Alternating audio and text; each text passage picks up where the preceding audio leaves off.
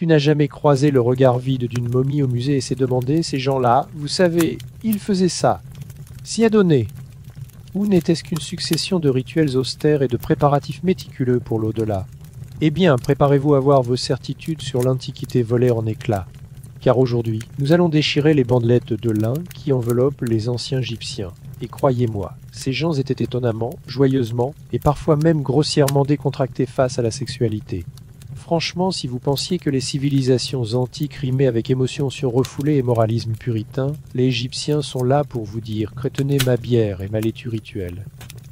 Des rituels sacrés impliquant, disons, des légumes plutôt surprenants, à une poésie si torride aurait pu embuer votre tablette hiéroglyphique. Cette civilisation était moins axée sur les murmures étouffés et les euphémismes gênants, et davantage sur le soyeux vert créatif, et pour l'amour de rats expérimentaux. Après tout, qu'est-ce qu'une petite implication personnelle entre amis et vos suzerains cosmiques, n'est-ce pas? Avant de vous installer confortablement à imaginer des orgies antiques, nous y viendrons, ne vous inquiétez pas. Prenez un instant pour cliquer sur j'aime et vous abonner si vous appréciez une histoire un peu moins poussiéreuse et beaucoup plus croustillante. Et laissez un commentaire pour me dire où vous nous regardez et quelle heure il est chez vous. Il est toujours fascinant de voir qui participe à cette aventure rocambolesque. Bon, lumière tamisée. Peut-être un ventilateur stratégiquement placé pour ce doux souffle de vent du désert. Parfait.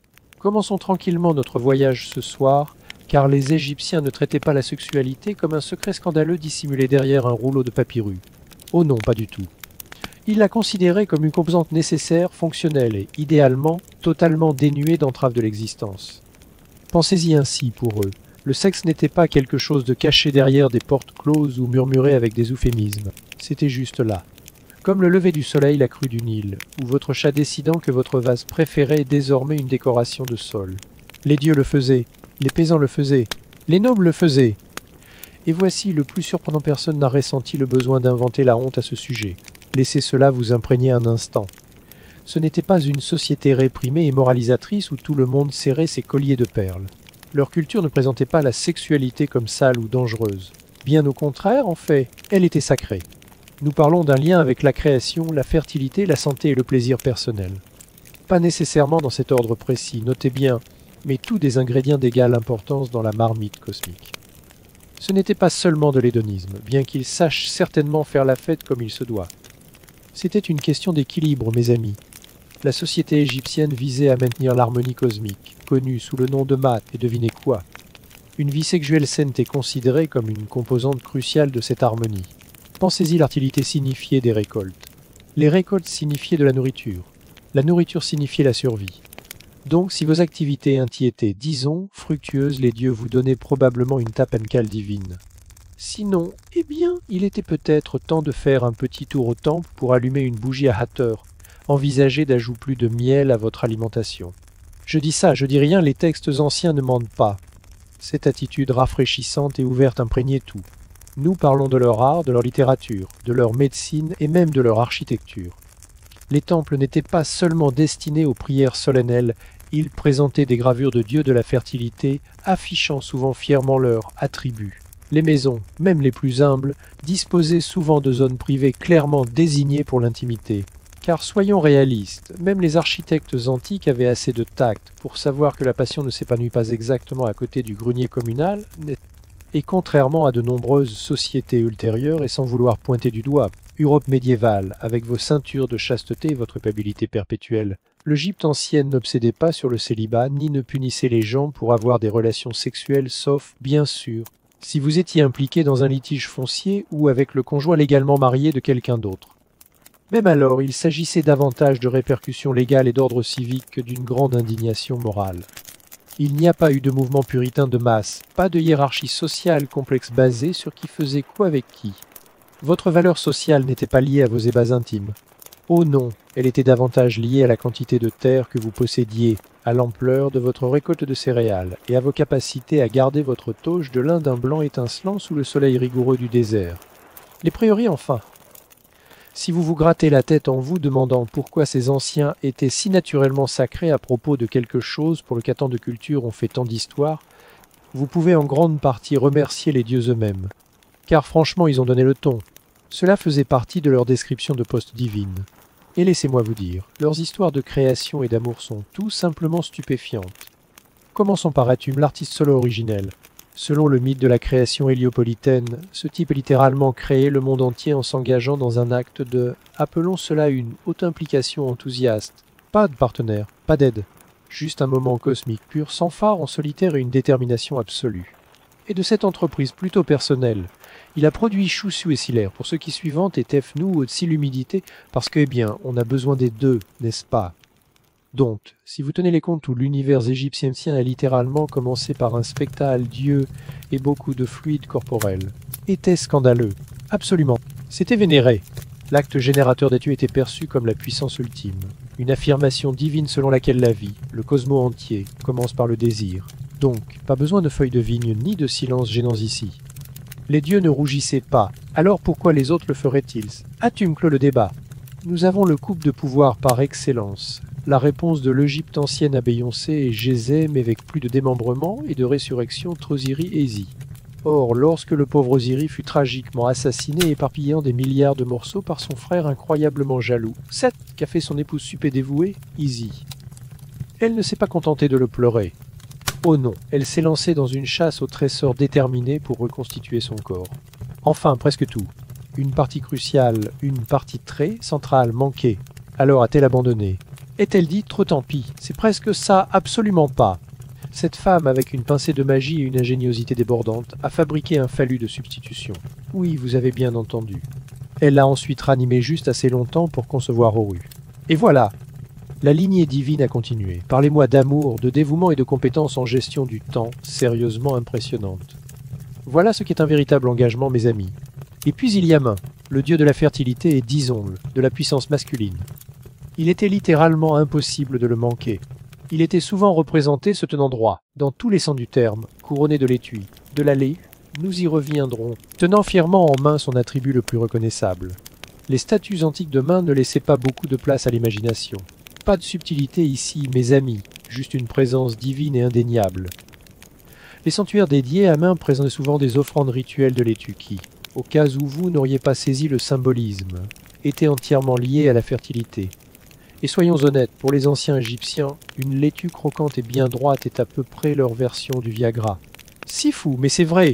Pour ne pas être en reste, nous avons Hathor, la déesse de l'amour, de la musique et de la joie enivrante. C'était en quelque sorte l'âme de les fêtes, l'icône sensuelle ultime de l'Égypte ancienne. Souvent représentée nue ou semi-nue, elle incarnait tout ce qui est agréable dans la connexion humaine, la danse, le désir, le rire, la séduction. Les festivals en son honneur. Appelons-le simplement des tindés antiques, mais avec plus de tambourins, moins de sweepins et probablement une bière bien meilleure. Même le puissant dieu Soleil avait ses moments de reproduction, bien que cela implique généralement la création par la parole ou, tenez-vous bien, par la salive. Ce qui, avoue-le, est seulement légèrement moins étrange que la performance solo originale d'Atum. Donc, oui, les dieux modélisaient la sexualité comme divine nécessaire, et souvent un peu expérimentale. Ils ne séparaient pas le sacré du sensuel, ils les fusionnaient simplement magnifiquement, et parfois bizarrement. Car, pourquoi ne le feriez-vous pas, quand vous êtes un dieu? Maintenant, soyons clairs, tous les anciens Égyptiens n'étaient pas en train de fabriquer des phallus magiques ou d'offrir de la laitue sacrée aux dieux de la fertilité. La plupart étaient justes. Vous savez, des gens normaux, avec des relations normales, essayant de trouver un moment d'intimité entre le nourrissage du bétail et ou l'évitement des crocodiles.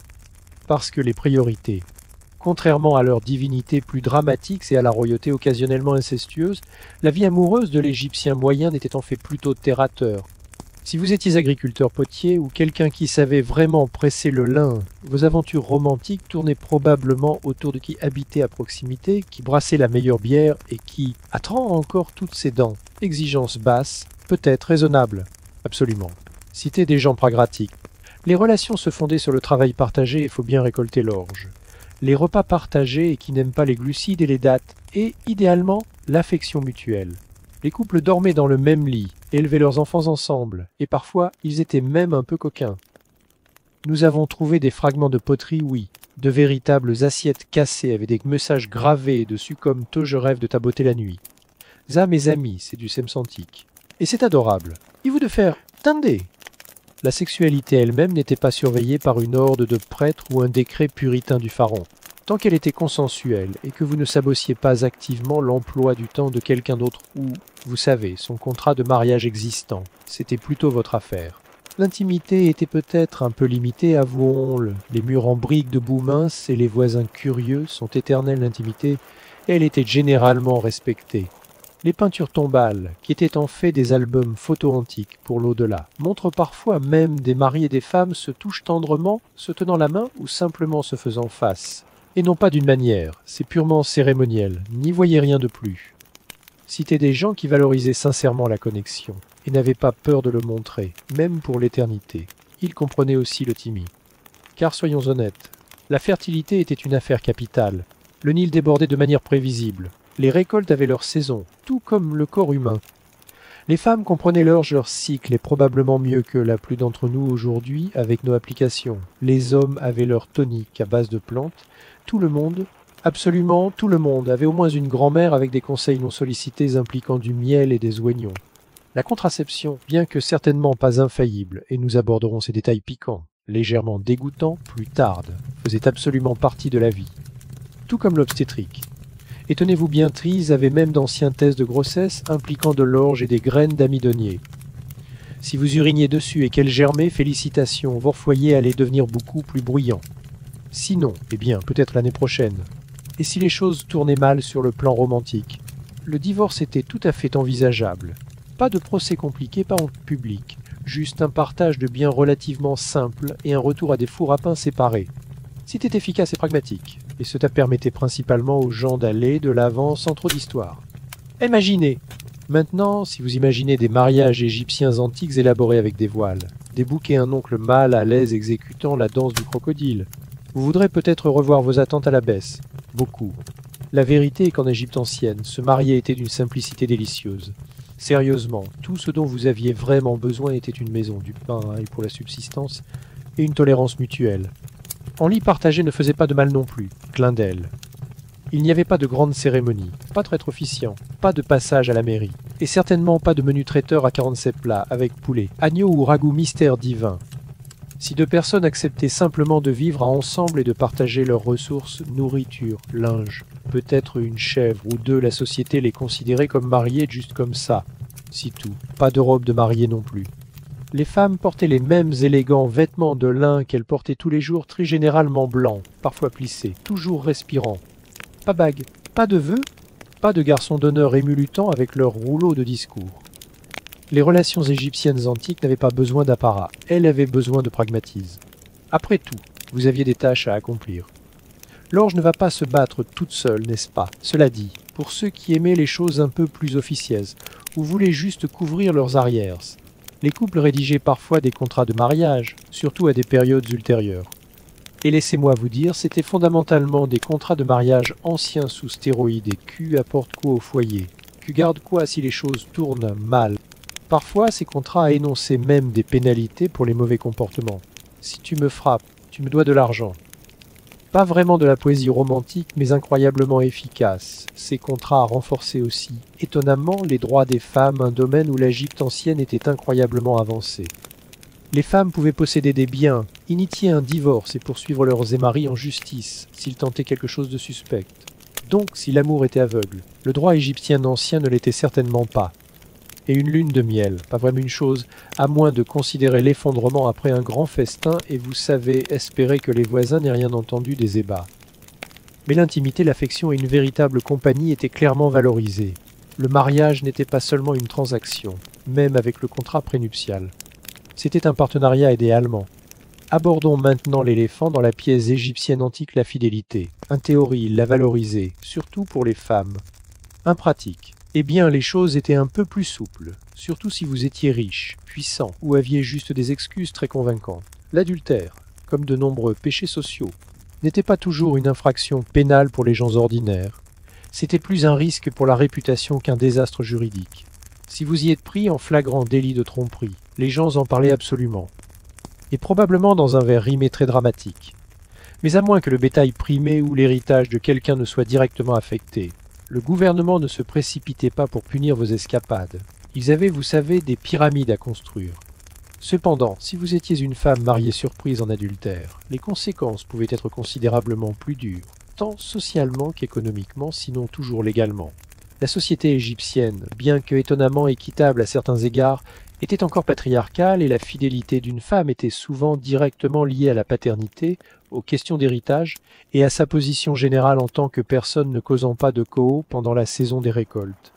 Les accusations d'infidélité pouvaient mener au divorce, à la honte publique et, dans de rares cas élitistes, même à des châtiments physiques ou des coups ou le bannissement. Car, soyons réalistes, l'honneur familial était un travail à temps plein dans ces foyers huppés. Les Antaeux avaient un peu plus de marge de manœuvre, en homme marié dormant avec une femme célibataire, généralement ignorée. En homme marié avec une autre femme mariée, là c'était un désordre, surtout si l'autre mari était important et vous savez, n'était pas du genre à partager. La jalousie, semble-t-il, n'a jamais été confinée à un seul siècle. Les textes du Nouvel Empire mentionnent souvent les attentes morales et l'importance d'une bonne réputation, et certaines histoires dépeignent les adultères comme stupides ou déshonorables, prédisant des destins tragiques impliquant des malédictions, l'impuissance, ou des dieux en colère avec des têtes de chacal opportunes. Néanmoins, l'absence générale de lois strictes contre l'adultère dans la plupart des périodes est révélatrice. Les Égyptiens ne ressentaient tout simplement pas le besoin de légiférer chaque aventure. Ils comptaient davantage sur la bonne vieille honte, les potins juteux et les paroles de chansons occasionnellement passives-agressives. Et devinez quoi, cela fonctionnait à peu près aussi bien qu'on pouvait s'y attendre. Si un mariage finissait par se dissoudre en raison d'une infidélité, le processus de divorce restait simple partage des biens et la communauté faisait collectivement semblant de ne pas regarder avec un intérêt intense. Les enfants restaient généralement avec la mère, surtout s'ils étaient encore jeunes. Maintenant, accrochez-vous à vos chars, car si votre première réaction en apprenant que les pharaons égyptiens épousaient parfois leurs sœurs est un horrifié, Atkewa, vous n'êtes absolument pas seul. La plupart des humains modernes réagissent exactement de la même manière, mais en Égypte ancienne, le mariage entre frères et sœurs au sein de la royauté n'était pas seulement toléré, c'était pratiquement une exigence professionnelle. Romantique certainement pas. Politique absolument, 1000 fois oui. Pour comprendre cette tradition déroutante, il faut penser comme un pharaon. Imaginez que vous croyez sincèrement que votre famille descend des dieux, et non pas d'une manière métaphorique, de droit divin, mais littéralement génétiquement.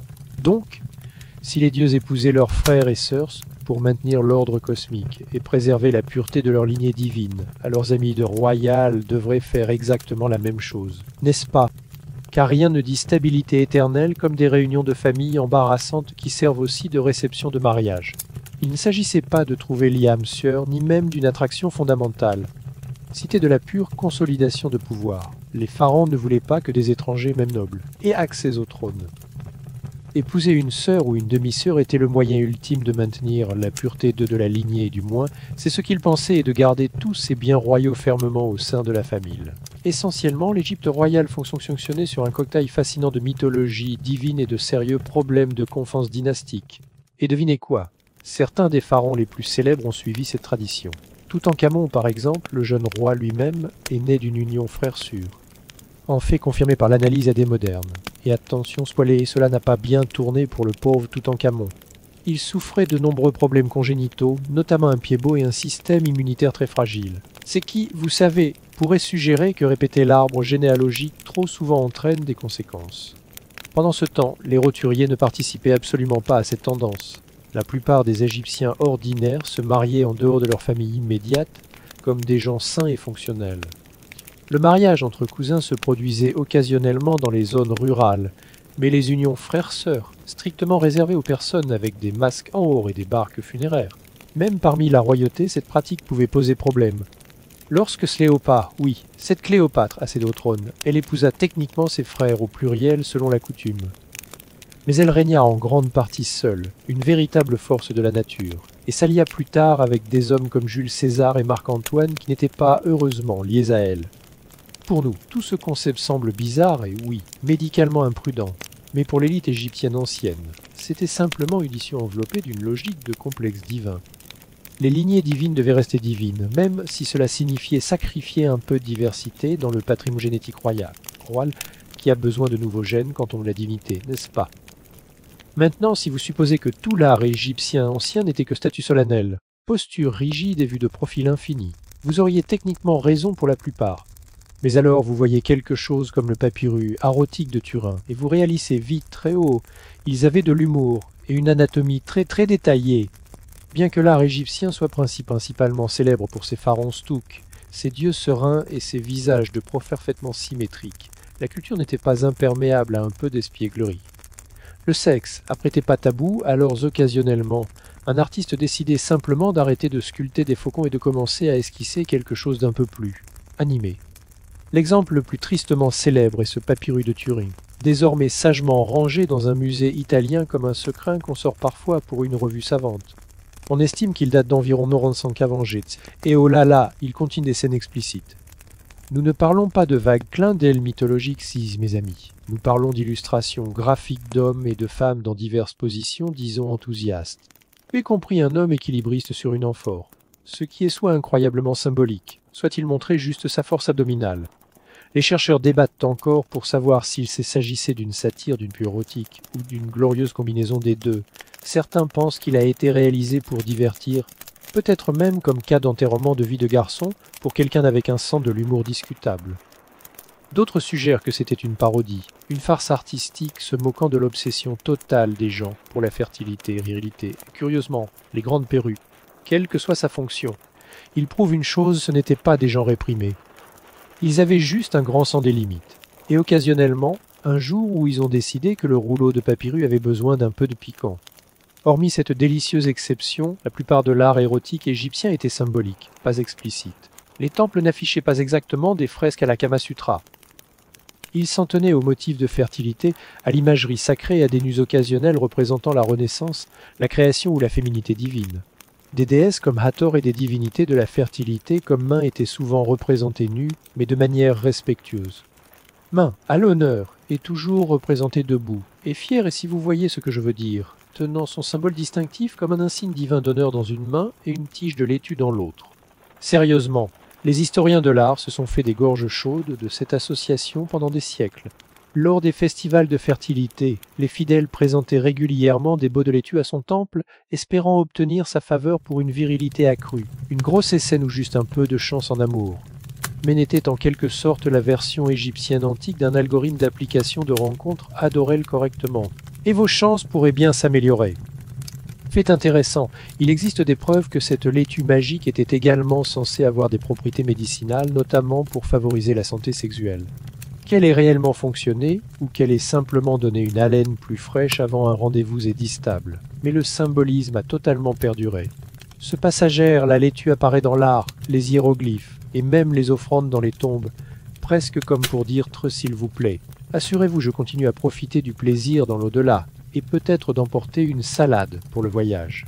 Elle est à noter que les anciens Égyptiens étaient des maîtres du symbolisme naturel. Des crues vivifiantes tenaient au cycle de floraison quotidien du lotus. Le monde physique reflétait toujours leurs croyances spirituelles. Donc, quand légume commençait à agir de manière un peu spéciale, vous pouvez être sûr qu'il a été promu au statut mystique. Parlons maintenant de la contraception antique. Pour prévenir les grossesses non désirées, les anciens Égyptiens utilisaient des méthodes, disons, imaginatives, à base de plantes, et occasionnellement carrément alarmantes. Sans accès à la science moderne, pas de plan familial dans le désert, mes amis. Ils s'appuyaient sur des substances naturelles. Une sagesse accumulée et des textes comme le papyrus Hébert, l'un des plus anciens documents médicaux survivants, datant d'environ bande sans fin cave. Jessie, l'une des prescriptions les plus tristement célèbres impliquées, et je ne plaisante pas, des excréments de crocodile, mélangés avec du miel et du levain. Cette délicieuse concoction était ensuite insérée vaginalement comme forme de contraceptif barrière, alors que les lecteurs modernes peuvent reculer d'horreur en ce moment. L'idée n'était pas entièrement dépourvue d'une logique tordue. Le mélange créait probablement un environnement acide ou obstructif. Son efficacité reste incertaine, on ne peut qu'espérer que non. Mais savoir si c'était désagréable est une supposition beaucoup plus facile. N'essayez pas ça à la maison, les enfants. Plus prometteur était l'usage de gomme d'acacia, un extrait végétal qui, comme la science l'a confirmé plus tard, fermente en acide lactique un composé qui a effectivement des qualités spermicides. Combiné avec d'autres ingrédients comme le miel et les dattes, elle formait une sorte de pesser primitif. Si t'en fais l'un des rares remèdes antiques qui pourrait, de manière discutable, réussir un essai clinique très indulgent aujourd'hui, ces méthodes suggèrent que les femmes égyptiennes qui, rappelons-le, avaient une autonomie juridique et médicale remarquable pour l'époque, jouaient un rôle actif dans la gestion de leur propre reproduction. L'utilisation de ces matériaux aurait été de connaissance courante parmi les sages-femmes, les guérisseuses et les femmes au sein du foyer. Il y avait aussi des approches spirituelles, bien sûr. Les femmes pouvaient faire appel aux divinités de la fertilité comme Ziator ou Bé, cherchant soit la conception, soit son retardement. Des amulettes magiques et des incantations ont été utilisées aux côtés de remèdes pratiques, brouillant cette frontière entre la médecine et la religion, comme c'était typique dans la plupart des aspects de la vie égyptienne. En plus de prévenir la grossesse, les textes médicaux égyptiens contiennent des instructions pour induire les menstruations, traiter l'infertilité et même ses premières méthodes de détection de grossesse, comme uriner sur de l'orge et des grains d'amidonier. Une méthode étonnamment assez précise dans certains cas. En l'absence d'outils modernes, ces pratiques révèlent une culture profondément investie dans la compréhension et l'influence du corps humain. Il manquait de microscopes, certes, mais il ne manquait absolument pas d'intention.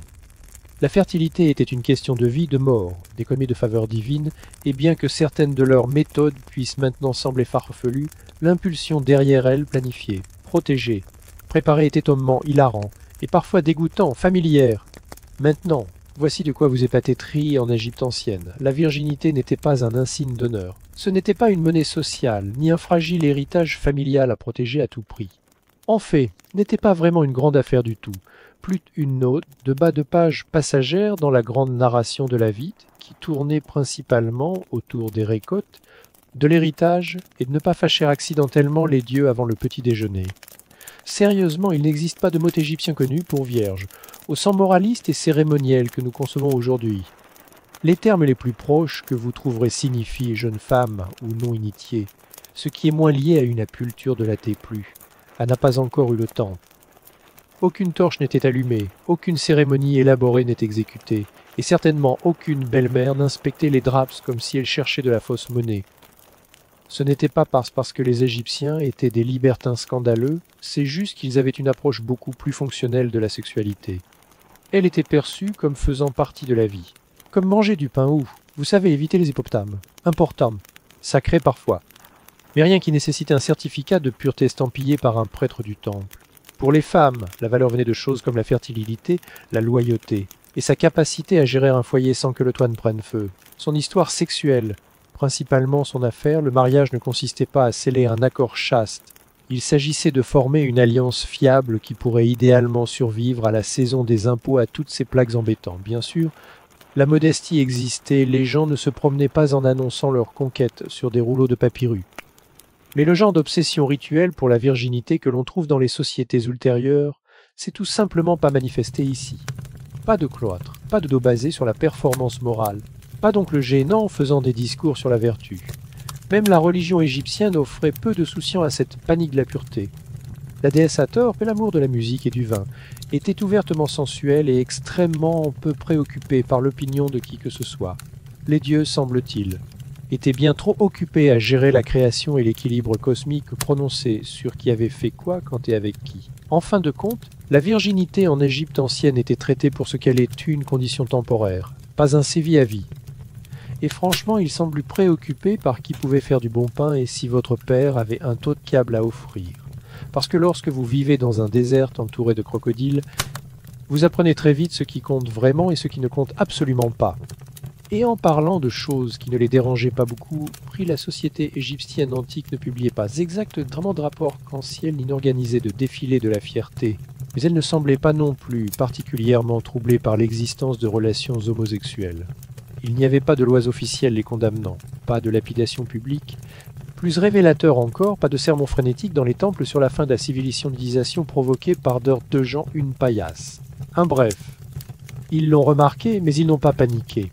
L'exemple le plus discuté est celui de Niyanknom et Khnumhotep, deux hauts fonctionnaires ensemble dans une tombe partagée à Saqqara. Leur tombe présente d'œuvres d'art incroyablement intimes et le couple s'embrassant, se touchant le Égypte en ce qui était fondamentalement un baiser, le signe ultime d'affection, et se comportant généralement comme un couple dont la plus grande dispute portait probablement sur la couleur du linge ou sur qui devait superviser les manucures. Les inscriptions les désignent comme des surveillants des manucures. Ce qui semble innocemment professionnel jusqu'à ce qu'ils étaient clairement suffisamment proches pour être entrés comme une seule unité familiale. Étaient-ils amants, colocataires avec des limites exceptionnelles, frères exceptionnellement friands de se tenir la main? les érudits débattent encore, car, vous savez, les archives antiques sont parfois agaçamment vagues. Mais le langage visuel penche fortement en faveur d'un lien romantique, ou du moins profondément affectueux. Et le fait que leur tombe existe magnifiquement décorée, publiquement visible et intacte suggère que personne n'était scandalisé. Ils étaient importants, respectés et apparemment autorisés à être eux-mêmes, même dans la mort. Les textes et la mythologie égyptiens laissaient également de la place à la fluidité. Certaines divinités, comme Apieu du Lille, sont représentées comme intersexes ou androgynes. D'autres assumaient des rôles doubles ou changeaient de genre dans les récits mythologiques sans provoquer de plainte des ressources humaines divines. Les dieux, semble-t-il, n'étaient pas limités par les catégories humaines, et les personnes qui les invoquaient non plus. Cela dit, il n'y a aucune preuve de mariages homosexuels organisés ou de reconnaissance politique des unions de même genre. L'Égyptien était pragmatique. Si une relation produisait des héritiers et une stabilité patrimoniale, c'était parfait. Si ce n'était pas le cas, eh bien, c'était l'affaire de votre foyer. L'intimité, comme toujours, était traitée avec un curieux mélange de discrétion et de normalité. Et tandis que les relations homosexuelles masculines sont plus visibles dans les archives, les relations féminines sont presque complètement absentes, non pas parce qu'elles n'existaient pas, mais parce que les scribes égyptiens avaient la fâcheuse habitude d'ignorer ce que les femmes faisaient en l'absence d'hommes. En problème classique de l'histoire antique donc. Avoir des enfants en Égypte ancienne n'était pas seulement un plus, sous-tête choix personnel d'attente sociale, un devoir spirituel et, si vous aviez de la chance, un moyen de s'assurer que quelqu'un remplirait vos offrandes funéraires bien après votre trépas. Ainsi, lorsqu'un couple avait du mal à concevoir, ce n'était pas ignoré. Oh non, c'était examiné médicalement, magiquement, et parfois les deux le même après-midi. Ces gens abordaient l'infertilité avec un pragmatisme caractéristique. Leurs papyrus médicaux, notamment le papyrus gynécologique de Caïn datant d'environ le Nicentave, Jessie, comprennent des diagnostics détaillés, des traitements et des méthodes pour évaluer la fertilité féminine. Il y avait des instructions pour examiner le mucus cervical, surveiller les cycles et même des tests de grossesse primitifs. Vous vous souvenez d'uriner sur l'orge. Il s'est avéré que c'était étonnamment précis dans certains cas. Les remèdes allaient de l'insertion de mélanges d'herbes à la fumigation de l'utérus, vraiment. Et si la médecine échouait, la magie était toujours à portée de main. Les amulettes jouaient un rôle central des symboles d'Hathor. De Zi, de Bèze ou de Thoré, la protectrice en forme des hippopotames de la couche-pan étaient transportées ou placées sous les oreillers. Des sorts étaient récités, des figurilles étaient enterrées ou tenues. En texte suggère même qu'une femme boive une concoction de dattes moulues, de miel et de caroube, tout en récitant un charme protecteur. Pas approuvé par la Fédé, mais profondément sincère. Les hommes n'étaient pas totalement exemptés non plus, bien que beaucoup moins de Pérus se soient souciés de questionner leur contribution reproductive. L'ordre cosmique mat était toujours une partie de l'équation. Un couple sans enfant pouvait être considéré comme déséquilibré, mais la société offrait des remèdes, de l'espoir et des prescriptions très créatives. Malgré tous ces efforts, une mortalité infantile élevée. Les maladies et la malnutrition faisaient que les foyers égyptiens ne débordaient pas nécessairement d'enfants, ce qui rendait la fertilité d'autant plus sacrée d'absence, d'autant personnelle. Et si vous pensiez que le désir s'estompe après la mort, les anciens Égyptiens auraient quelque chose à vous dire, et peut-être d'offrandes soigneusement sculptées. Dans leur vision du monde, la mort n'était pas la fin, c'était plutôt la phase 2 de la vie, idéalement avec tous les conforts, les plaisirs et les routines quotidiennes du monde des vivants, y compris le sexe. Les textes funéraires, les inscriptions tombales et les biens funéraires suggèrent tous que le défunt ont espéré emporter ses appétits dans l'au-delà. Car, franchement, à quoi bon la vie éternelle si elle n'inclut pas un peu de plaisir, n'est-ce pas? Leur représenter souvent des couples s'embrassant intimement, se tenant la main ou se tenant proche non seulement par sentiment, mais comme un plan spirituel. Très, s'il vous plaît, Dieu resterait notre amour, et si possible, nos privilèges intimes. La restauration corporelle était également une préoccupation sérieuse. Dans le livre des morts et d'autres textes mortuaires, les défunts se voient promettre que leurs membres fonctionneront, que leurs sueurs seront pesées équitablement et que leur, disons, équipement sera restitué intact. Il y a même des références à la revivification de certaines parties de l'anatomie. Aucun détail n'était considéré trop personnel pour l'éternité. La sexualité était liée à la Renaissance. Le dieu Osiris lui-même, célèbre pour avoir été démembré et réassemblé par Isis et compris un phallus reconstruit, a établi le modèle ultime. Si les dieux reprenaient l'intimité, créent la résurrection. Il en serait de même pour nous tous. Le chant des offrandes, la version égyptienne du paradis, était imaginée comme une version luxuriante et idéalisée de l'être terre fertile, eau calme, abondance éternelle et manifestement beaucoup de place pour la romance. Alors que les cultures modernes compartimentent souvent le sexe comme terrestre et mortel, les Égyptiens l'ont intégré sans heure dans leur idéologie de l'au-delà. Ce n'était pas honteux ou oublié, c'était une autre partie du bien-être de l'âme, comme la nourriture, la musique, et ne plus jamais avoir à payer d'impôts. Au final, ils espéraient ce que la plupart des gens désirent encore et le confort, la compagnie et un peu de joie, mais s'il fallait pour cela la momification et quelques rouleaux magiques. Alors, lorsque nous retirons métaphoriquement ces bandelettes de lin de l'Égypte ancienne, que découvrons-nous? Une civilisation qui ne traitait pas le corps humain comme quelque chose de honteux, de pécheur ou de suspect. Il était perçu comme naturel, puissant, et capable à la fois de création divine et de désirs très humains. La sexualité, pour les Égyptiens, n'était pas un secret à cacher, c'était un fait de la vie discuté dans des poèmes, représenté de manière vivante dans l'art et parfois très vivante, et tissé dans les mythes mêmes qui ont façonné leur vision du monde. Les dieux eux-mêmes, tombés ou amoureux, flirtaient, séduisaient et causaient occasionnellement un chaos lié à la fertilité à travers le Nil. Dans une culture où l'existence découlait de cycles accrus du fleuve, le retour du soleil, la renaissance de l'âme, la sexualité faisait partie de ce rythme, et non une interruption de celui-ci. Ils ont également adopté une approche rafraîchissante et pratique.